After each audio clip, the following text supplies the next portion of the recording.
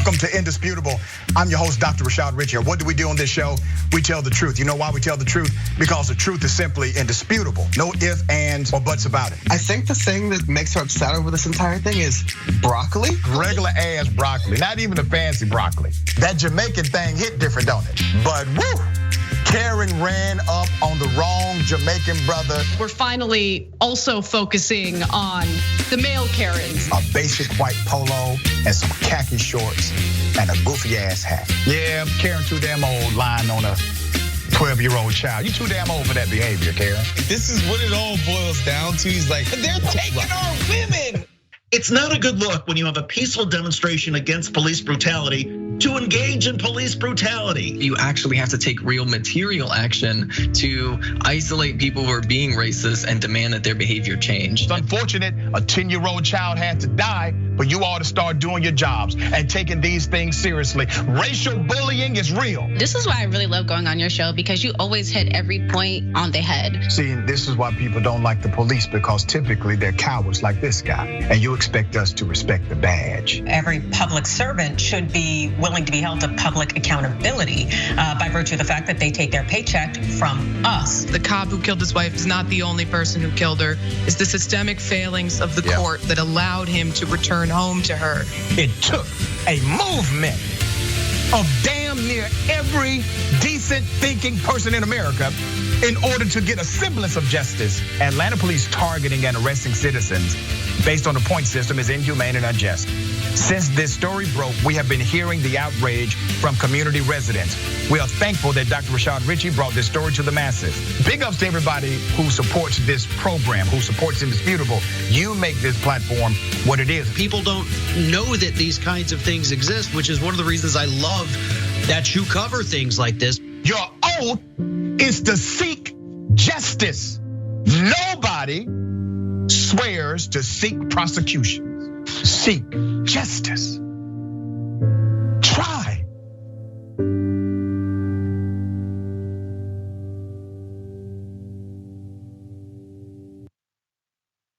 Welcome. It's Indisputable. I'm your host, Richey. Good to be with you.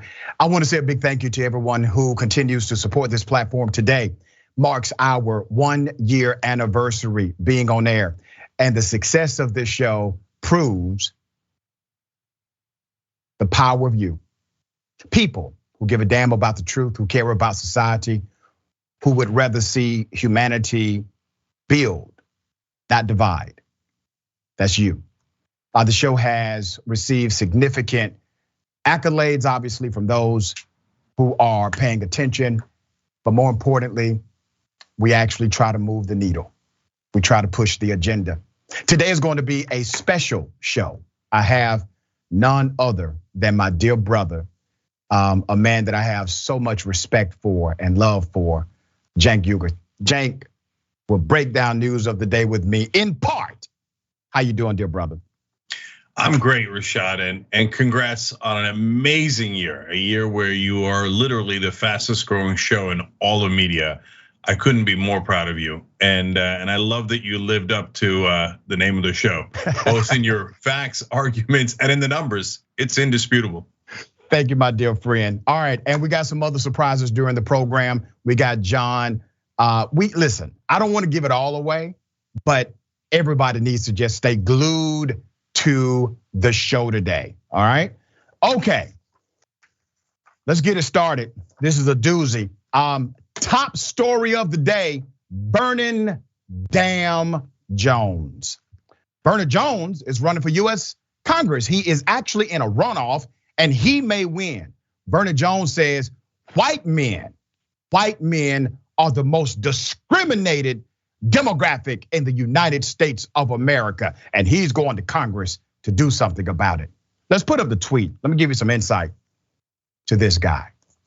His tweet says, and I quote, "Straight white males deserve a Pride Month."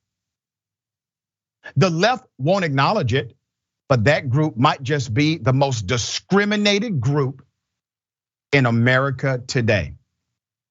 Now, anyone with some level of common sense, you don't even need a lot of it. As long as you have some measure of common sense, you understand the insanity of Vernon Jones' statement. Now, why is Vernon Jones making this statement? Does he really believe this? Of course not. He's a black man in America. He has been discriminated against. He has been racially profiled. He has experienced racism while running in the Republican Party during this particular era of politics. But he is willing to ignore the natural reality of his own existence to carry the water for bigoted white people. Why? Because bigoted white people are in place in that congressional district to put him in power. He is the epitome of sellout, transforming not only the narrative to benefit his own political desires, but trying to transform the narrative of black people in general. Now, all of a sudden, white men are the victim. Does that sound familiar? This is replacement theory 101. This is Tucker Carlson on any night of the week. This is it. Vernon Jones has decided he's going to Congress to fight for white people, bigoted white people in particular, and ignore all of the lessons he has learned through experience, exposure, and environment of how things happen adversarial to those of us who are people of color. It gets deeper. I actually interviewed Vernon Jones on my radio program. It went south pretty quickly. Here's some of that audio from back then. Continuing to run as a damn Democrat when you knew you weren't, sir. What are you talking about? Did you take advantage of black people running as a Democrat when you knew good and damn well you were not? Yeah. You know who saved Joe Biden in South Carolina? Black people. Black people. Yeah, we all know that. All right, Vernon Jones, you're back on the filibuster, sir, and everybody can see it. They didn't say that the gays and lesbians saved him. They said that black people saved him. Let's bring it back to your actual policy. The policy narrative. He said you're a chump. Listen to this, ladies and gentlemen. This is what happens when a guy runs out of facts. Okay, let's come and just talk. Let's talk. He ended up running away from the interview. After that interview, he actually announced his resignation that same day from the state house in Georgia. Now, one thing about Vernon Jones, he has always been an opportunist. Now, during that brief segment, I was challenging him on his endorsement of Donald Trump because he stated that basically the Democratic Party was a party antithetical to the black community. And on some level, I actually agree. I think Democrats have taken advantage of black people for sure, but Vernon Jones was one of them. He was one of those Democrats taking advantage of black people, running as a Democrat, not doing a damn thing for those black communities he represented, lying about his actual political alliances, and then deciding to turn his back on the very people that validated him first. He is not a hero here. He is a chump. Okay, the two remaining Republicans in that particular district, it is the 10th congressional district in Georgia. You got Mike Collins and Vernon Jones. Vernon Jones is endorsed by Donald Trump. He initially was running for governor. Vernon Jones did not receive the endorsement of Trump for governor. So he decided to run for Congress, all right? That election is June 21st. Mike Collins and Vernon Jones were at the top of the ticket. Now I want you to understand this guy could actually be a US congressman. Top two finishers in what was an 8-man race for the Republican nomination. Collins led the race with almost 26% of the vote, but Vernon Jones got nearly 22%. Jones said, and I quote, "I'm just going to go with my same ground game.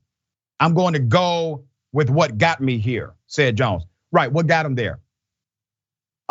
Being the biggest bigot against black people he could be. That's what got him there. This was not the first insane thing he has said. The game worked. This guy could actually win and become a United States congressman by doing one thing very well: selling out the black community. All right, Jank, thoughts here? Yeah, he also mentioned in the tweet that it was straight white males who were discriminated against. That's why you've had all these laws passed by Republicans across the country against straight. Wait a minute, the laws have been passed against trans community all across the country. At the girls' high school track level, don't say gay bill in Florida. Who's passing laws against straight white males? Here's the answer, absolutely no one. And I'm gonna give you guys an example from Turkey. Why? Because I want you to get out of your own tribes, right? So when we talk about black and white in America, everybody gets into their head, okay, I'm on this camp or I'm in that camp. Now, would it make any sense for there to be straight Turkish Pride Day in Turkey? No, the overwhelming majority are Turks. Yes, there's Kurds, there are Armenians, there's other people in Turkey. If you celebrate Kurdish Day or Armenian Day, it makes sense. If you celebrate Turkish Day, that's basically the majority saying, we're gonna continue to oppress you. There's absolutely no reason for it because they're already in charge. And that's the same exact situation with straight white males here. And Rashad, my last question is, I wonder if they make Vernon dance in private for them. I actually think if they told Vernon Jones to twerk for a vote, he would twerk for a vote. So certainly for $1. Right, for sure.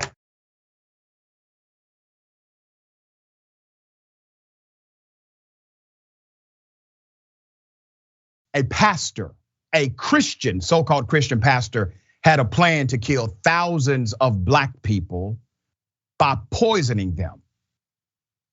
He was dealt with severely by the government. This was in South Africa. Let's put up his picture full mass.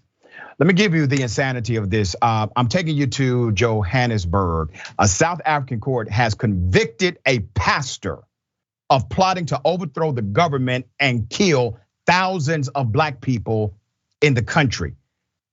The man you're looking at, that monster, his name is Harry Johannes Nosen, 61 years of age, a leader of what's called the National Christian Resistance Movement. He was found guilty of high treason, incitement to carry out violent attacks, and recruiting people to commit violent attacks. Okay, wait a minute. Let me read that again to you. He was convicted of high treason, incitement, and recruiting to carry out violent attacks. You see, if he would have done that in America, they would have tried to make him a US congressman. But he did it in South Africa, and they brought him to court, presented evidence, went through due process, and convicted him for his monstrous behavior. There's more. Nosen's group explored the possibility of using biological weapons to infect and kill black people only, including the poisoning of water supplying black communities, according to the prosecution. Nosen was also found guilty of unlawful possession of firearms by the Middelburg High Court. Weapons and ammunition were found when he was arrested in Middelburg, a small town east of the province. The plot by the pastor's group was discovered back in 2019 by South Africa's police and intelligence services, who have since dismantled the organization's cells across various parts of the country and arrested its leaders. Well, damn. Sounds like we need to recruit South African intelligence to come and work for the Department of Justice in the United States of America. Not only did they stop the attack, they then went cell by cell, arrested the leaders of those cells, prosecuted the leader of the entire group successfully, and this person will never see the light of day. Did not actually attack anyone, but planned to. There's more. Nosen was convicted on evidence from witnesses, including members of his group, who were already serving a jail sentence after they were convicted of similar crimes. That's how you do it. The state alleged that Nosen's plot was motivated by his highly racial views, and he sought to justify his beliefs on what? Religious grounds, claiming he was ordained to reclaim South Africa for white people. I'm highlighting this story in the proper context of our dilemma domestically. This religious fervor, this religiosity associated with white supremacy and the movement of conservatives creates exactly what you're saying here domestically, but it is not simply a domestic problem. This is worldwide. This same individual, this same story has been done over and over again, this same scenario over and over again right here in the United States of America. And how do we deal with them? We charge them with misdemeanors. We tell them they have to do community service. We say things like, well, it just got out of hand that day. No, these were people who love the country. There's more. To further this end, he planned to attack government institutions and more, specifically police and military institutions. That's according to a spokesperson for the National Prosecuting Authority, they told the AP. He also identified townships and informal settlements occupied by Black South Africans as targets for the attack. Nelson allegedly used social media platforms, Facebook in particular, to incite violence against Black people and to recruit former members of South Africa's military to join his movement and carry out the planned attacks. These were stopped when he was arrested November 2019, and the cells in various parts of the country were then dismantled. In his testimony, he admitted to sharing recipes to manufacture explosives with his followers on Facebook, according to the Middleburg Observer newspaper. Once again, the disease, the evil of racism not only permeates in this country, but globally. But look at how they dealt with it. Look at how they decided to take it seriously. They did not say, well, these are just loose affiliations. Maybe there's a connection, maybe there's not. Oh, well, what he did was protected by his freedom of speech. He can post what he wants to post on social media. No. He was going to kill thousands of Black people. There comes a point where every single constitutional right you have must be accompanied by a statutory responsibility. That's how this works. You do not get unchecked constitutional rights. There is a limit to every single right. All right, Jank, what are your thoughts on this case? Yeah, now remember Tucker Carlson and Fox News was pushing the idea that there was going to be white genocide in South Africa. Yep. Now, what's the reality? There's been Black genocide in South Africa for a long, long time, and this guy was planning to continue that genocide against Black people in South Africa. So that's the reality. That's the reality you never see in our own media. And I agree with you 100%, Rashad. It's refreshing to see that there's actually prosecutors somewhere in the world that actually care about crimes against the government and insurrection.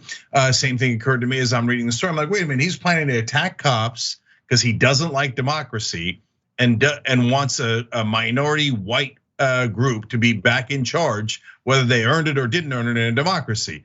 Well, that sounds awfully familiar to what we're going through here. And if you prosecute someone on insurrection, they can never run for office again. But that would require a tiny ounce of courage, which no Democrat here in America has shown, unfortunately. And finally, it's so disheartening to see that Jesus is always used by these right-wing monsters as both a shield and a weapon. Oh, no, you can't say anything about me because I'm a religious man, I'm pastor. Okay, so you would be offending all religious people. No, it's offending you because you're misusing that religion and you're also using it as a weapon to attack others when Jesus said everyone should be equal. Yeah, and here's the thing, you won't hear the Joel Osteens of the world that have massive international ministries. They even have connections to South Africa. You will not hear them come out and denounce people like this. All of these Christian evangelicals who have tentacles connected to this region of the world, they will not hold a press conference. They will not create a ministerial coalition and denounce individuals like this, their rhetoric and ideology. They won't do it domestically. They damn sure won't do it in South Africa. All right, there's a man who has harassed a Black family for a very long time. He finally got arrested. And when I saw the footage, it looked as if the cops were reluctant to even lock this man up. Let's put up his picture full mass. A Florida man has been arrested after allegedly threatening to burn down his Black neighbor's home. This is in Daytona, all right? This happened Tuesday, May 31st. Police were called to a resident because of erratic behavior from Gary Dragon. This erratic behavior was toward a Black family in his community. He was eventually arrested after a long back and forth, all right? So let me give you some insight to this. So the police body camera captured the victim who lives at the 1700 block of Eastern Road, reporting dragging to the officers. The victim was exacerbated by the numerous attacks he and his family had endured at the pleasure of the 34-year-old racist white neighbor. This is like the 10th time, the victim said, we've called the police on him. The Eastern Road resident is heard saying, allegedly the victim was in his home sleeping when Mr. Dragon came to his front door and started yelling and saying he wanted to fight. The children of the house recorded his tirade on a cell phone, capturing his threats, him kicking the neighbor's door, and racially tinged derogatory outbursts. He was calling them the N-word, telling them to come outside. The children were terrified as they were looking at this racist, violent individual outside of their home. Now, here's the thing. This was not the first time he had done this. As a matter of fact, it wasn't the first time the police were called to the residence because of this racist neighbor. There's more. He said, and I quote, "I'll burn your effing house down," Dragon said between the use of the N-word throughout his rant. The neighbor told the officers the man not only threatened him, but even said he will hurt his daughter. The Daytona Beach police officer said, and this was afterwards at a press conference, basically, he said, when it turns into racial incidents like that and comments and threats, then it's at a higher level where we won't tolerate anything like that. Now, I want to remind you, they literally waited to arrest him. They did not want to take him to jail. This was, according to the neighbors, this was the 10th time they actually called the police on this racist neighbor, okay? This was the time he got arrested, but he did not get arrested any time before. In addition to the burglary charges, which is part of it, he also got charged with assault. Officers charged him with committing a first-degree felony with prejudice and resisting arrest. Police body cam video shows Dragon trying to run away when the officers attempted to cuff him. And just so you know, he was not shot in the back while running away. All right, just in case you were concerned. Authorities say the man was upset that he was being arrested. One cop said, "You said you were going to kill them, Gary. You said you were going to set their house on fire. What are we supposed to do about that, Gary?" That's how they were talking to him, like, damn, Gary, you tied our hands. You said you were going to kill the N-words, Gary. You said you were going to burn the house down, Gary. Gary, you went too far this time. This is the 11th time we've been called on you, Gary, and this time we're gonna have to go ahead and take you to jail. They were reluctant to arrest this man, all right? At Dragon's first court appearance, the judge refused on bond, saying that he should stay in jail for protection of the public. Once again, 10, 11 times, this family called the police. Now I know some of us will say, well, good, I'm glad the person is finally caught. He's finally in jail. The cops finally did the right thing. Let me give you a sobering reality right now. That entire family could be dead right now. I could be reporting on a story of an entire family, including children, dead right now because the cops refused to do their jobs 10 times before. Why does it take so much for black people to simply get a little justice? Jank, thoughts on this? Yeah, so a lot of people don't understand what white privilege means, but part of what it means is that somebody doesn't come to your door 11 times, bang on it, threaten to burn down your house, and the cops aren't super reluctant to act on them. If somebody comes to your house and does that once and you're white and they're not, you're gonna have action taken care of immediately and your family protected immediately. So now you never know that because you don't know the contrast between what you go through and what black folks go through in this country. And that's white privilege. And so, and there's one other thing that's never mentioned, never ever mentioned in American media, the patience of black people in this country. I mean, God bless your souls. You have so much patience. So a right-wing white guy would have come out there with a gun and then people would be dead all over the streets, and he probably would have gotten away with it. I don't honestly, Rashad, I don't know what I would have done if this guy threatens to burn my daughter down. You crazy? Right. You're crazy. And every time black people are patient, and they never get credit for it. And I'm absolutely sick of it. And one last thing, that same quote that you had from the cop, Rashad, made me livid. It's like he's negotiating with this guy, and he's apologizing to him for arresting him. Oh, yeah. Gary, look at what you made us do. In other words, we didn't want to arrest you, even though you threatened this family 10 times because you're one of us. But Gary, you forced our hand. Now we have to protect black people. Look at what you did, Gary. Well said, well said. My dear brother, I know this is part of your lineup today, and we got another lineup coming, but I thank you so much, man, for accepting the invite to spend this 1 year anniversary with me. And thank you for all you have done for me personally, for TYT, the network, for people across this planet, and for Indisputable. No problem, I love it. And I'll show you one last thing, Rashad. There we go, yes. Listen, before you go, man, I'm gonna send you the segment.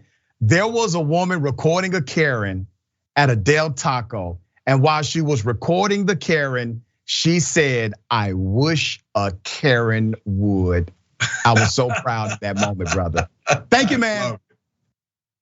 All right, we got more on the other side. It's Indisputable. Stick and stay.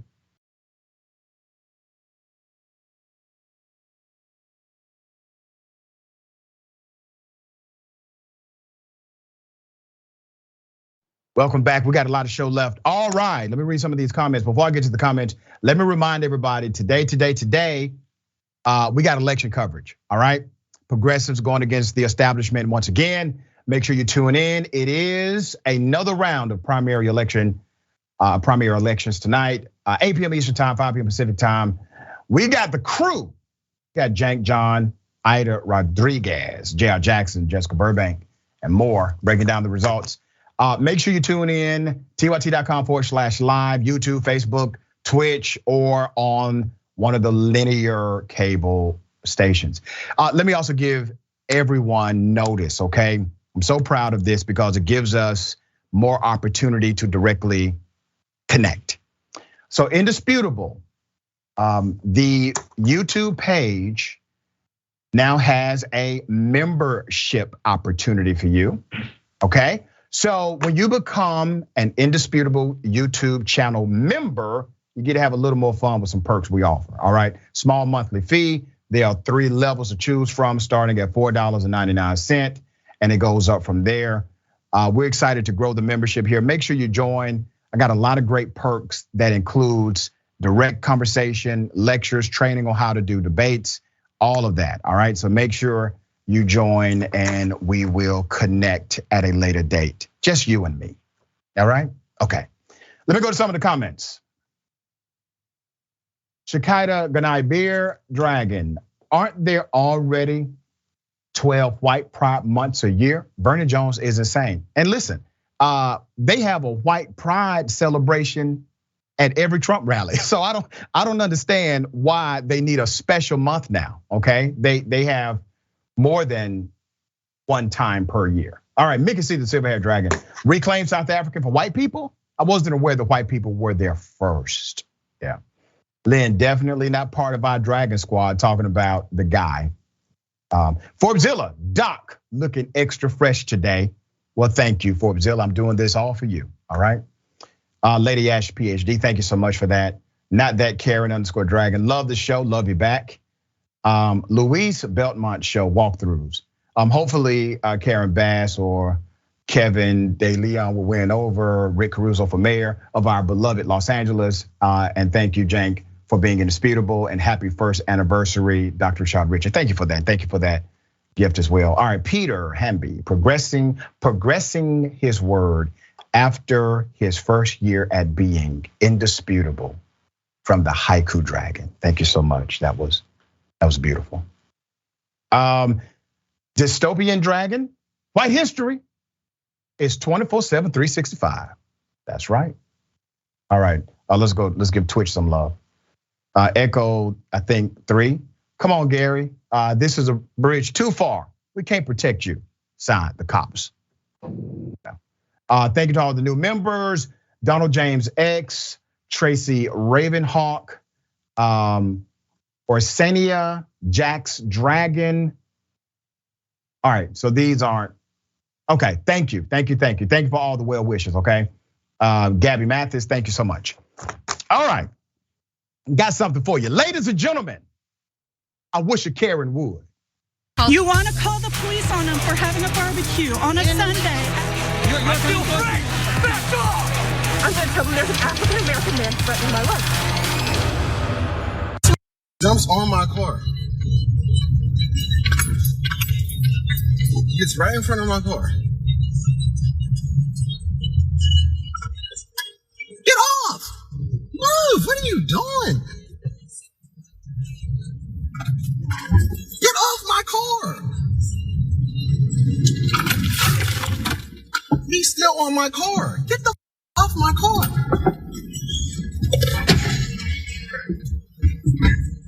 Good.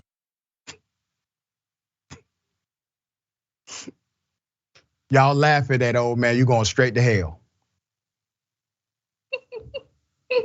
All right.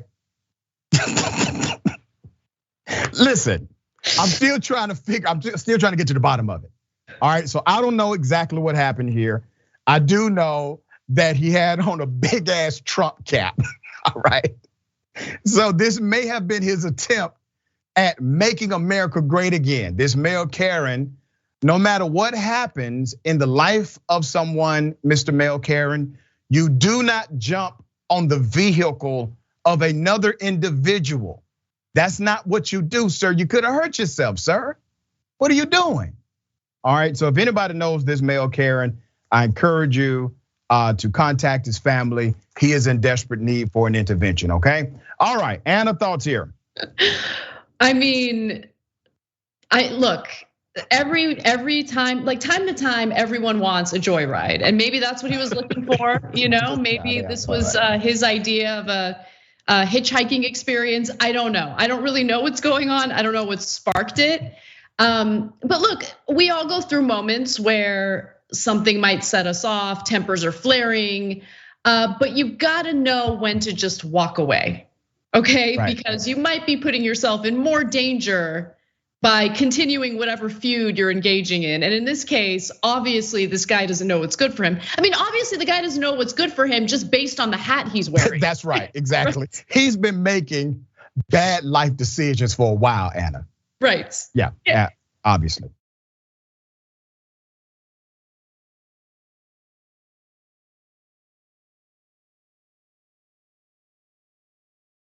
Interesting story. A police chief was in charge of an illegal gun purchasing and gun selling operation. He received no jail time. Put up his picture full mass.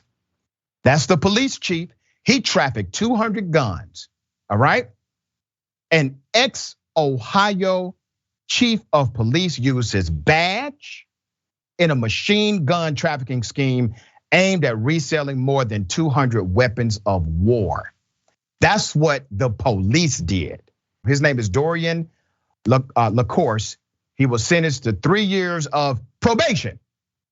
3 years probation for his role in buying fully automatic machine guns that were then resold at a higher price. All of this against the law.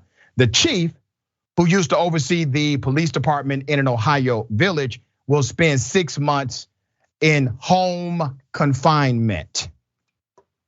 Now, do I really need to say this?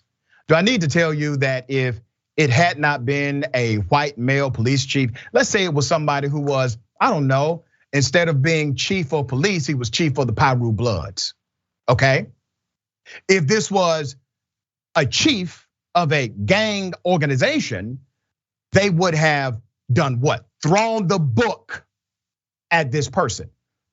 This cop has avoided basically all true criminal penalty for being in charge of a massive weapons ring.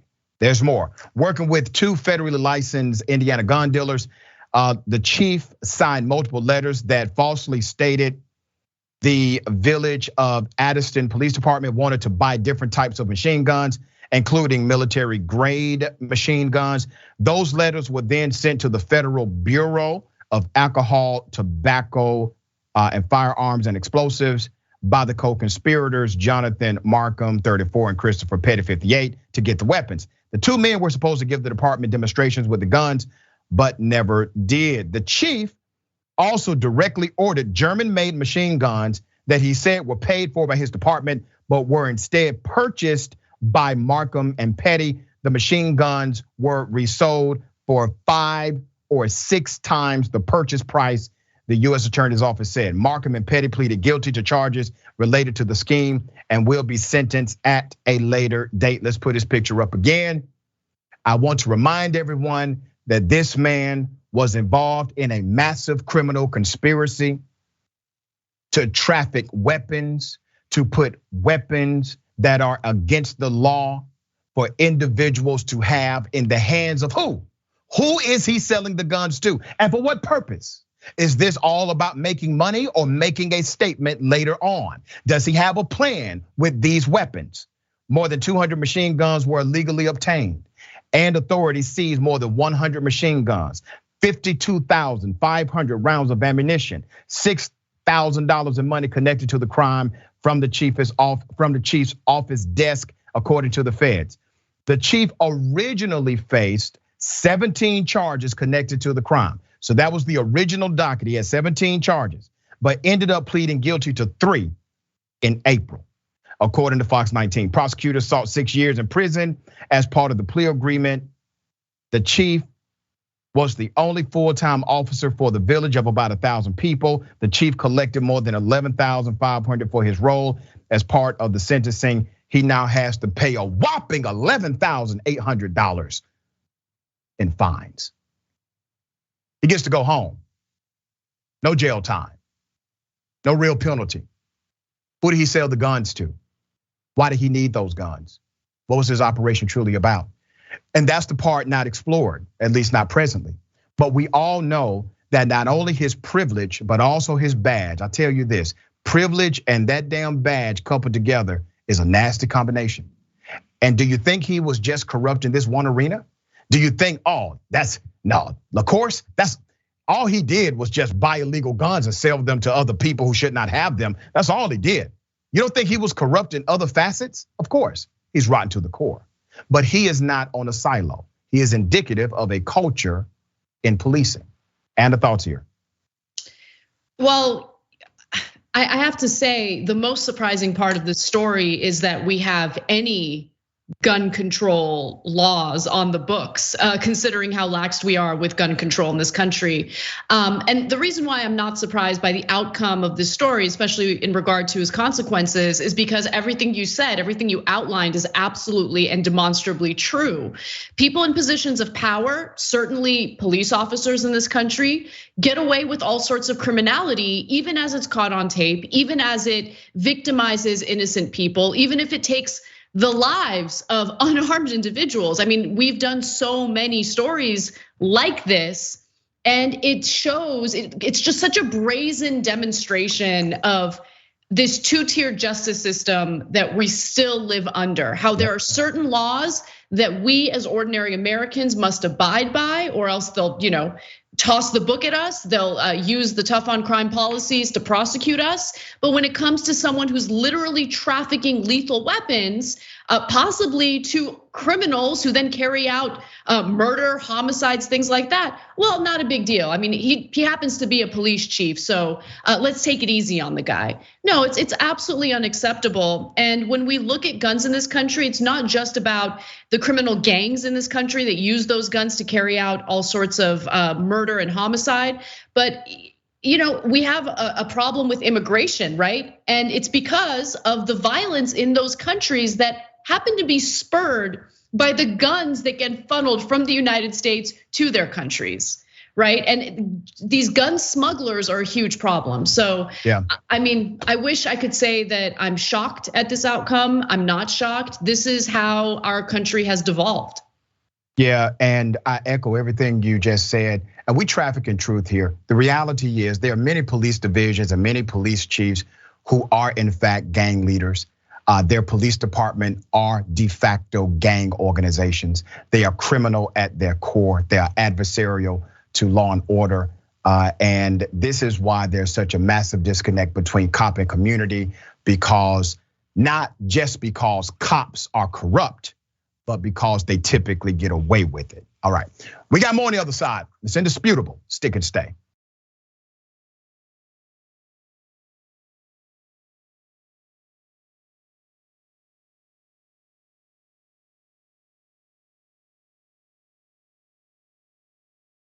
All right, welcome back. We got a lot of show left.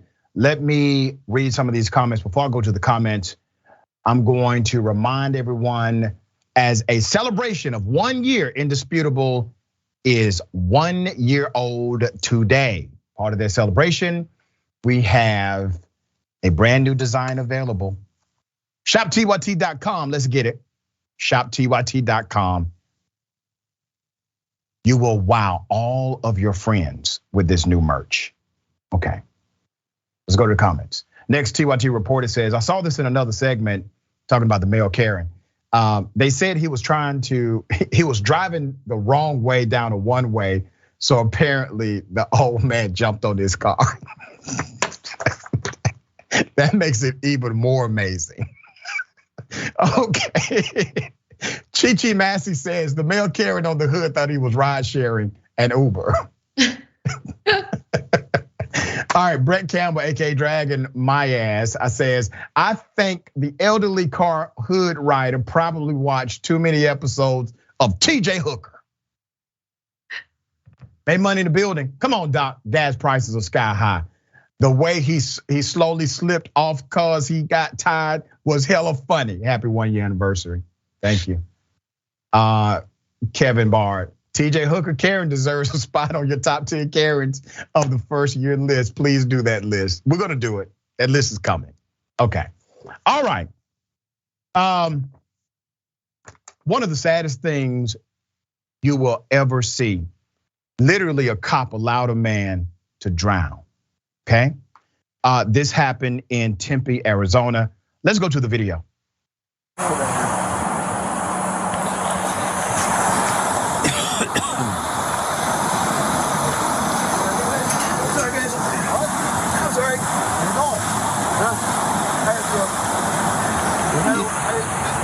What are you doing, my friend? Huh?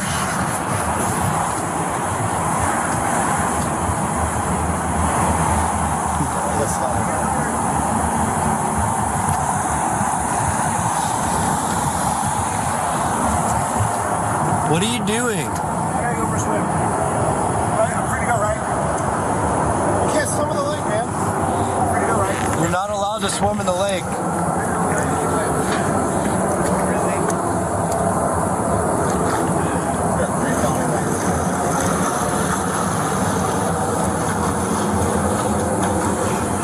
How far do you think he's going to be able to swim?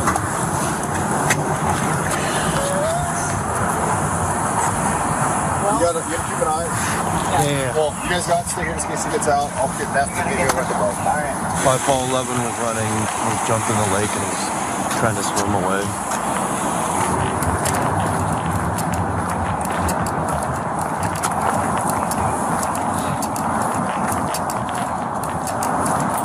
Pretty sure there's like turbines at the base of the dam that can suck him into the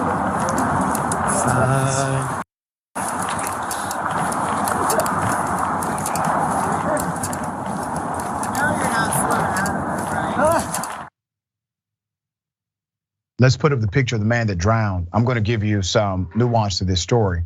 I know that some will say, well, the man made an unwise decision. Unwise decisions does not necessarily mean you should die. Especially when you have an individual who is actually sworn to protect, available to rescue you, available to help. His name is Sean Bickings. He was 34 years of age, okay?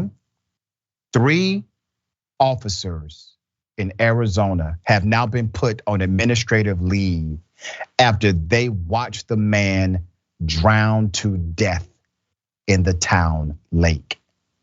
Bickings was later found by the fire dive team, pronounced dead at the scene. Bickings was an unsheltered man. He did not have a home. On June 3rd, the Tempe officials released a statement with information on how the incident unfolded. Here's what they said. Officials say police were called to the lake after 5 a.m. on May 28th by a downtown Tempe Authority ambassador for a reported disturbance between Bickings and his companion, reportedly his wife. A portion of the statement read, and I quote, "When officers arrived, they spoke to Bickings and his companion, who cooperated fully and then denied that any physical argument had taken place. Neither were being detained for any offense." Officers, according to the statement, later told that the two that they were running their names through a database that is used to check if someone has a warrant for their arrest, which is standard procedure. The statement continued, that check had not been completed when Bickings decided to slowly climb over the 4-foot metal fence and enter the water. Officers informed him swimming is not allowed in the lake. He swam about 30 or 40 yards before repeatedly indicating that he was in distress. He soon went underwater and did not resurface. An officer noted Bickings had not resurfaced from the water for 30 seconds. In a released transcript of the sensitive portion of the event from Tempe police, an officer only identified as Officer 1, they are playing hide the pickle with the name of the cop, would tell Bickings he won't be going into the lake. So I'm gonna read the transcript to you. Let's put it up on the screen. It starts with the victim saying, "I'm going to drown, I'm going to drown." Officer 2, "No, you're not." Officer 1, "Go, at least go to the pylon and hold on." Victim, "I'm drowning." Officer 2, "Come back." Victim, I can't. Officer 1, "Okay, I'm not jumping in after you." Victim, "Please help me. Please.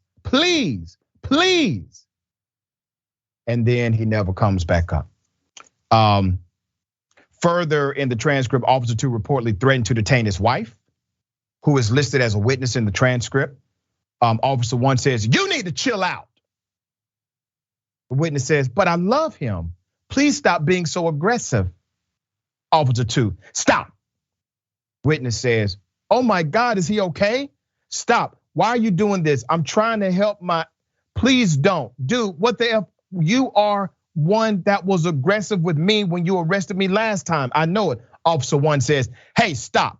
If you want to help your husband, then talk to your husband into coming over." Witness, I tried. That's why I was going over there. I just saw him in the water crying for help because I love him." Officer 1, "Come over here, talk to your husband." Officer 2, "Stop talking to me." Officer 1, "Talk to your husband." Officer 2, Susan.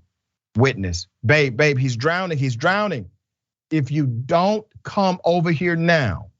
Officer 2, "If you don't calm down, I'm going to put you in my car."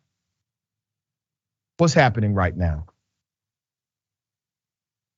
You have an unsheltered human being who has been devalued by these officers.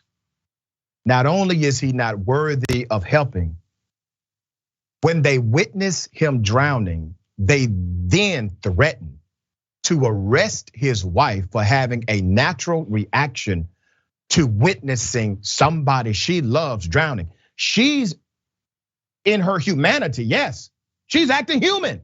Somebody is dying in front of her, and these cops are threatening to lock her up. The rest of the transcript reveals how his wife continued to beg them for help while the officers just continue to tell her, "Calm down."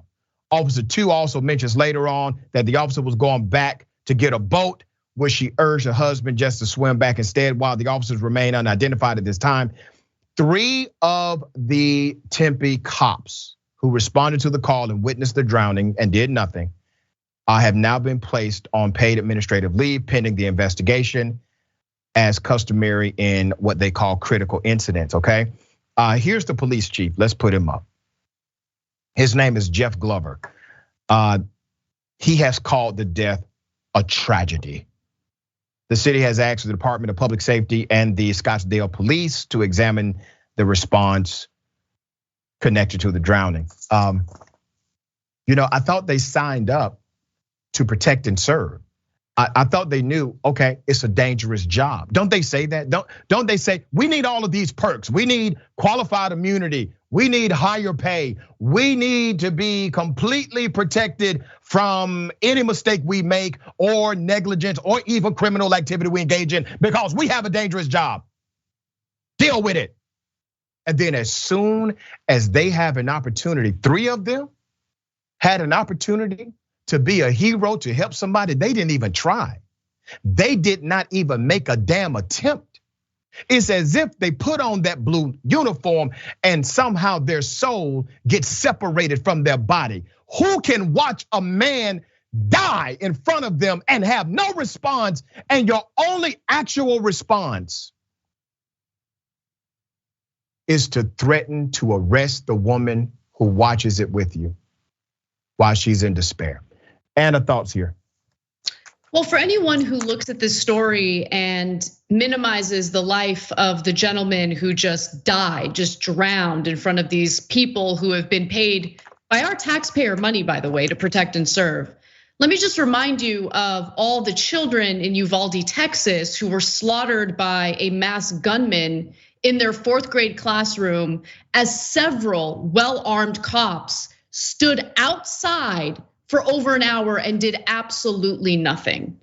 So when you're defending the behavior of these cops in cases like this, you are sending a clear message that their behavior, their cowardice, their disregard for human life is okay. That they'll always have people who defend them regardless of what they do. Yep. And I'm not surprised by their reaction, especially because what we've seen by police in America, and this is something that's been indicative of every department in every state, is the unwillingness to really put themselves in even a little bit of danger to protect other people's lives. They're quick to shoot, partly because they're trained to, but also partly because they're cowards. Yeah. And they're not the brave men and women of law enforcement that they purport to be, because when things get real and when they actually have an opportunity to save people's lives, they'll just ignore that opportunity if it means that they have to risk their own lives for even a second. Yeah, well said. All right, we got more on the other side. It's indisputable. Stick and stay.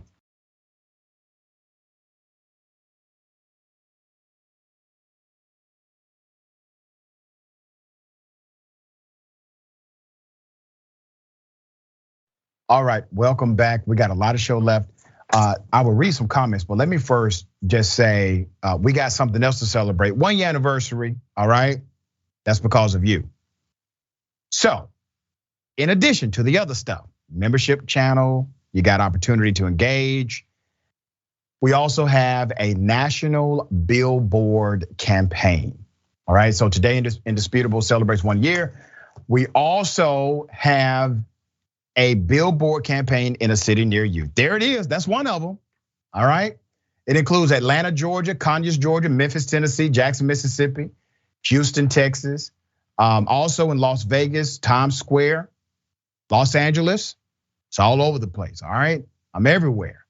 People are tagging me all over social media, saying, hey, there's this dude that looks just like you on this billboard.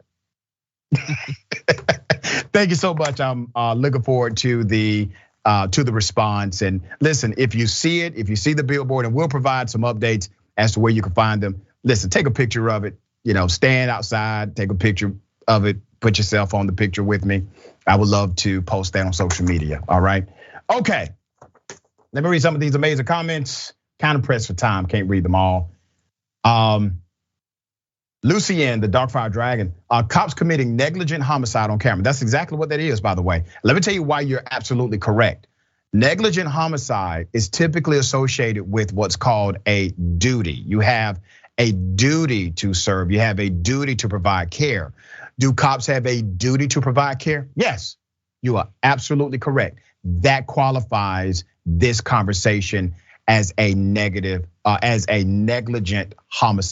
Negligent homicide. All right, Jack Strax, cop mentality. If you break the rules or don't follow orders, then you deserve to die. Yeah. Let me say thank you, Kevin Jones. Welcome to the membership channel.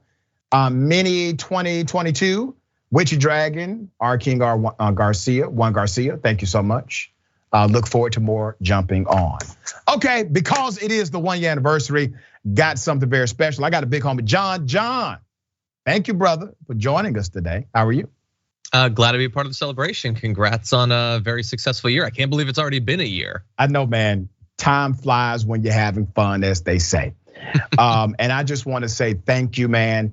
When I first started, I actually started on John's show, providing some insight and some commentary. And you and I hit it off so well, brother. And thank you so much, man, for all you continue to do for the family and beyond. Thank you. Well, just providing some insight and commentary is an understatement to what you provided to the show, but it was great and remains great having you on in the network. Thank you, brother. All right, because it's special, I got John, I got another surprise. Ladies and gentlemen, I wish you Karen would again. You want to call the police on them for having a barbecue on a Sunday? You're still free! Back off! I'm going to tell them there's an African-American man threatening my life. Lady, please leave. Can you write your name down? No. Okay, I'd like to speak to your manager. Please, feel free to go find him. I didn't pay. I can't go in there. Okay. You just said I can't go in there unless I paid. I can't use the restroom. You know what? You're right. You're right. You are way more, like, you're more important than anybody here. No, So please go ahead. No, go ahead. Have free. Go for it. You wanted to go in? Go for it, please. I am not more important. I explained to you, like I Great, and I said okay. I'm saying okay. And they said that's fine because I am not staying. Okay. Okay. $10 is $10. Yeah, you're I'll right. Be back later on today to pay my Great. $10. I'm happy for you. I'm happy for you. Bitch. All right. Can somebody cash out Karen $10, please? Damn. Karen had a Louis Vuitton bag, but she did not have $10 inside of it. I actually think she did have the money. Sometimes people, and I know this is hard to accept. I don't understand it myself, but sometimes people just like to get their Karen on. That's it. No other explanation. They just want to be a Karen. All right, John, thoughts on this? Yeah, look, up until the very end, I would have rated it as not a particularly egregious Karen. It's needlessly like you're having this back and forth, and the woman doesn't want to have to deal with it.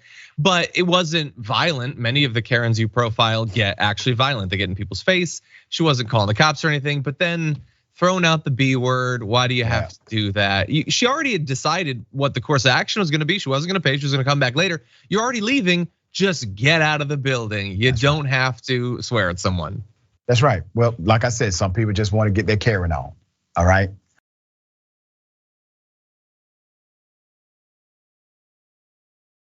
A Florida principal brings loaded guns to the school, and they are discovered in an unsecured location. Put up a picture, full mass. A box of loaded guns were found at a Parkland, Florida school on Thursday, several miles away from the site of Marjorie Stoneman Douglas mass shooting. The weapons belonged to Somerset Academy principal Gyler Castro.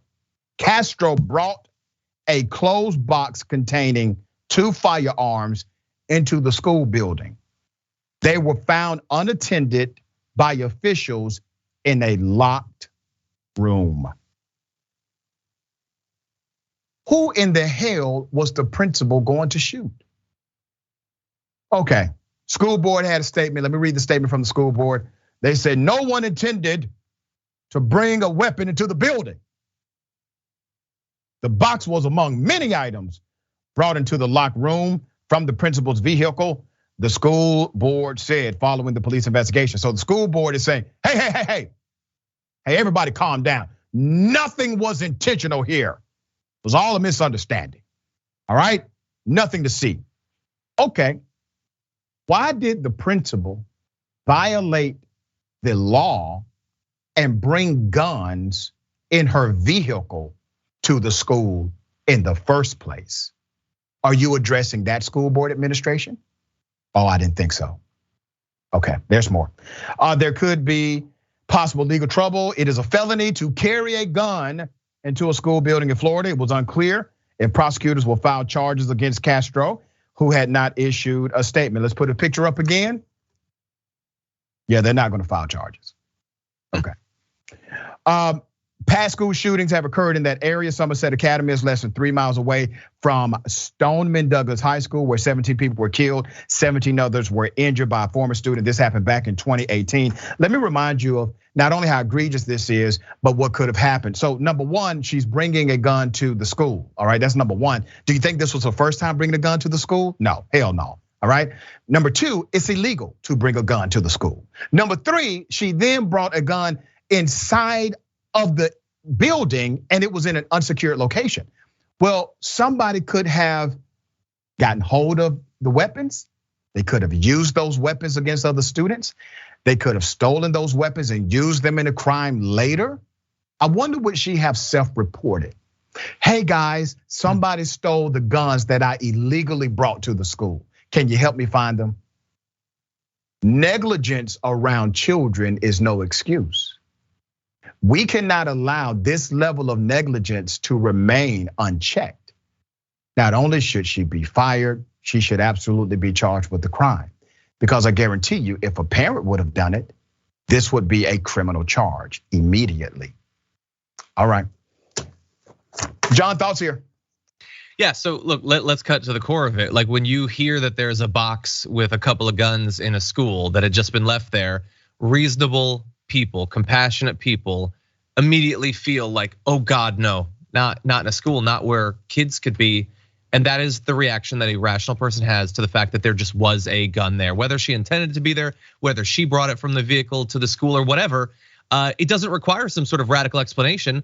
All it requires is guns being around and enough time to pass. You put enough guns near a school, there's gonna be accidents. A school resource officer is gonna leave his gun in the bathroom or he's gonna leave it in a closet.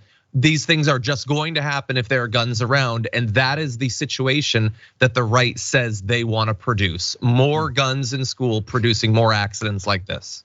Yeah, well said. All right, we're gonna follow this story because as I said, there should be a prosecution here. We do not have an indication that there will be, I doubt it, but we're gonna follow the story.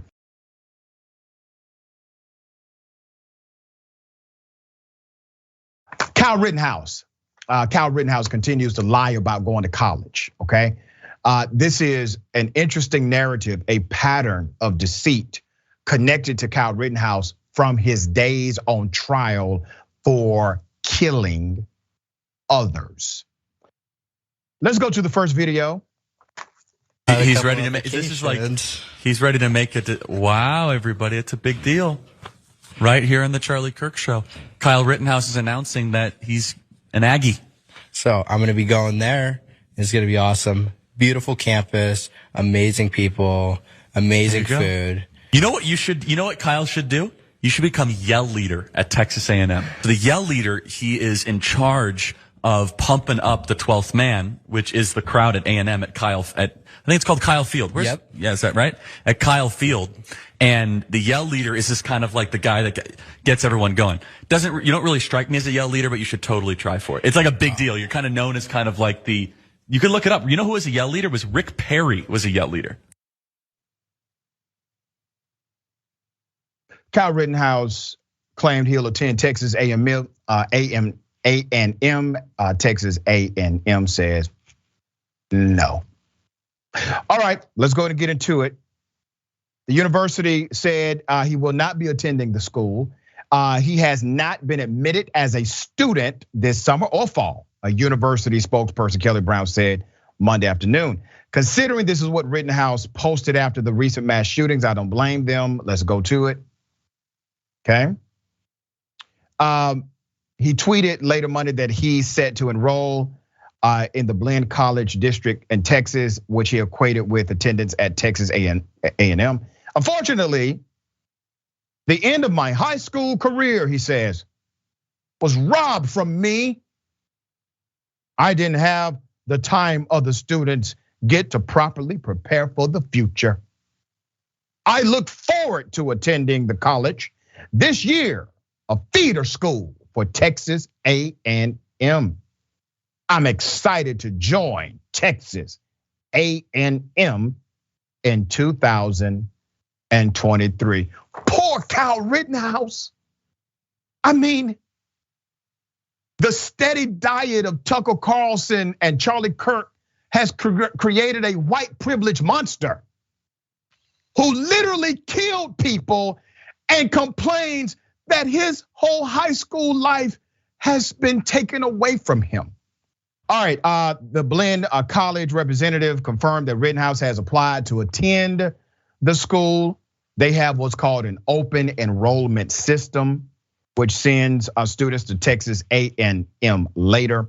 Rittenhouse hasn't selected a major yet. His spokesperson said he is leaning towards studying aviation after his year in the system. Rittenhouse past claims about college attendance lies. Let's go through them. During his murder trial, he testified that he was studying nursing at Arizona State University. A spokesperson said Rittenhouse has not gone through the admissions process and is not enrolled in its Edson College of Nursing and Health Innovation. He was, however, in the university's online program, in which prospective students often take general education classes to prepare for applying later to the university. So what do we have here? This is called a pattern of lies. Habitual, all right? Clinical deceit. And if he's willing to lie about these things that are obviously easy to verify, do you think he has lied about other things that are not as easy to verify? This goes to the character of Kyle Rittenhouse. This goes to the reality of his own psychosis. All right, John, thoughts on this? Yeah, look, he's a person who I think rightly would be messed up by the horrible things that he did, and it has only been made worse every week since then because of the way that he has wrapped himself up in right-wing media. And he is so desperate to be loved by these people, to be celebrated by these people, that he'll tell them lies to impress them, say things to try to make Charlie Kirk like him. Charlie Kirk, who that was one of the most weird fawning appearances on a podcast I've ever seen. The whole thing is pathetic. He needs to ditch the spokesperson, ditch the Twitter, figure out your life and try to make social amends for the horrible things that you've done. Yeah. All right. I got a question for everybody on the other side of the break. All right, we got more. It's indisputable. Stick and stay.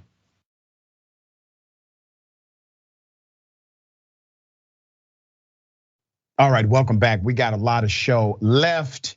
Okay. Shakita Ganai, Beer Dragon. Want to bet that bag was a knockoff? I don't know. All right. Just Be Anti-Racist says, Dr. Richey, I don't care if it's 1 year or 11 years. I would never get tired of hearing you say, I wish a Karen would in your own unique way. Well, thank you for that. I Am Sock says, I'm starting to think Karens need to be microchipped for our safety. Right. Cray Souffle. Rittenhouse is more of a Hale leader and could become a Yale leader if he ends up in Rikers with a cellmate only known as Bam Bam. That was quite creative, Cray Souffle. I mean, damn, you went into some detail there. All right, I Am Sock says he'll announce it on Charlie Kirk show, the famed college goer.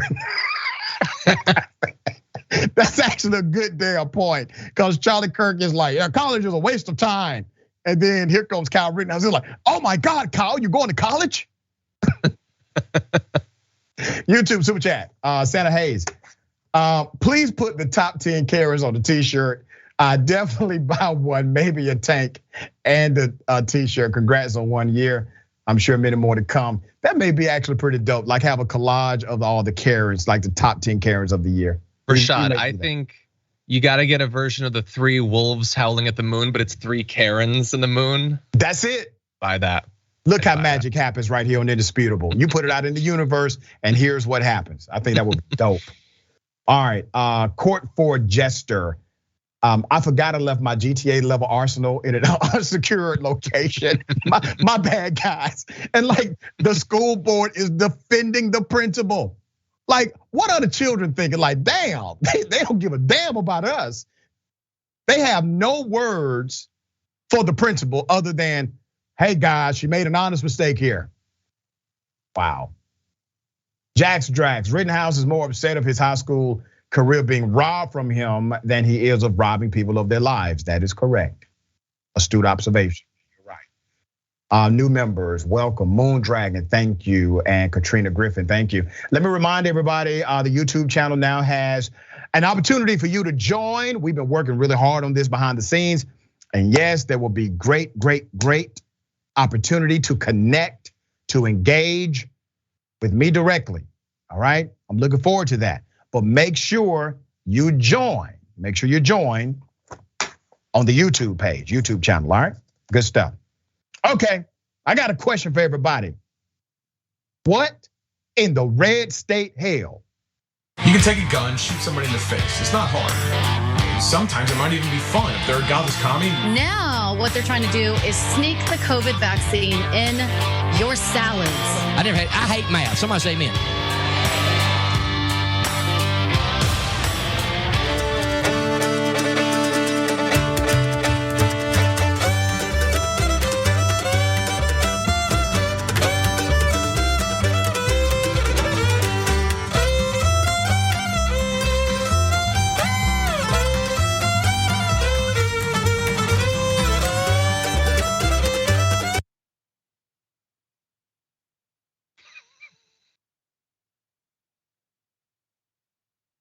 Let's go ahead and put up the graphic full mass.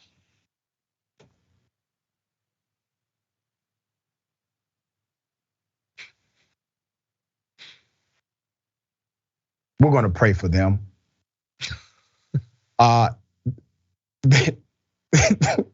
Listen, guys. This is it.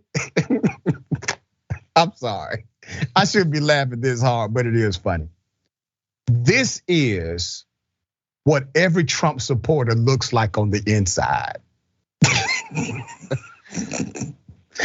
I don't know what else to say, man. I mean, damn it, they barely have teeth, but they figured out how to get a Trump poster and dance around it. All right, John, thoughts here. I think that the universe knew that your 1-year anniversary was coming up, and so produced this news as a personal present to you, yes, Rashad. Yes.